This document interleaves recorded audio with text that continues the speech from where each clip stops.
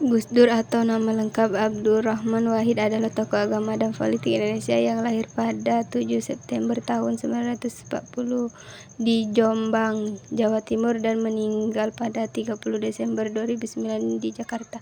Gus Dur adalah anak keempat dari 7 bersaudara dari pasangan Wahid Hasyim dan Salihal. Ayahnya adalah salah satu pendirian Nahdlatul Ulama NU, organisasi Islam terbesar di Indonesia. Gus Dur menempuh pendidikan dasar di sekolah dasar di Jombang dan kemudian melanjutkan ke Madrasah Tsanawiyah di Gontor Ponorogo.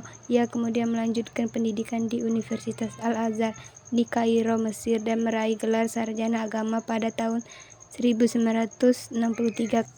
Karir keagamaan. Setelah lulus dari Al-Azhar, Gus Dur kembali ke Indonesia dan aktif di organisasi Islam termasuk NU. Ia menjadi anggota Dewan Syuro NU pada usia 36 tahun dan kemudian menjadi ketua pada tahun 1984.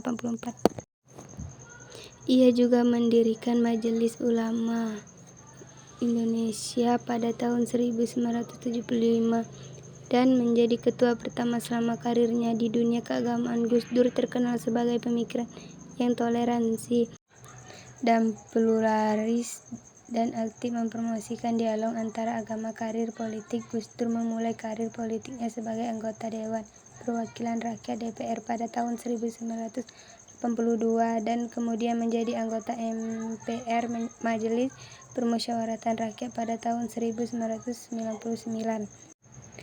Pada tahun 1999, ia terpilih sebagai Presiden Indonesia yang keempat setelah Soekarno lengser dari kekuasaan. Gus Dur menjadi Presiden pertama Indonesia yang terpilih secara demokratis setelah masa Orde Baru, namun masa penjabatannya hanya berlangsung selama 21 bulan karena ia dijatuhkan oleh MPR pada tahun 2001.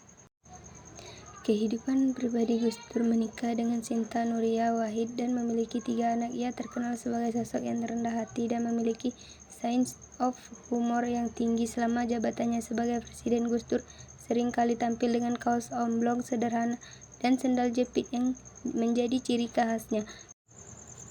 Karya-karya. Gus Dur telah menulis beberapa buku termasuk Ilusi Negara Islam dan Islamku, Islam Anda, Islam Kita. Ia juga aktif mengorganisasi konferensi internasional seperti Konferensi Agama Dunia di Madrid pada tahun 2009. Gus Dur menerima berbagai penghargaan baik dari dalam maupun luar negeri atas kontribusinya dalam mempromosikan perdamaian, toleransi, dan hak asasi manusia. Saya memilih Gus Dur karena ia terkenal sebagai sosok yang rendah hati dan sering kali tampil dengan kaos omblong sederhana.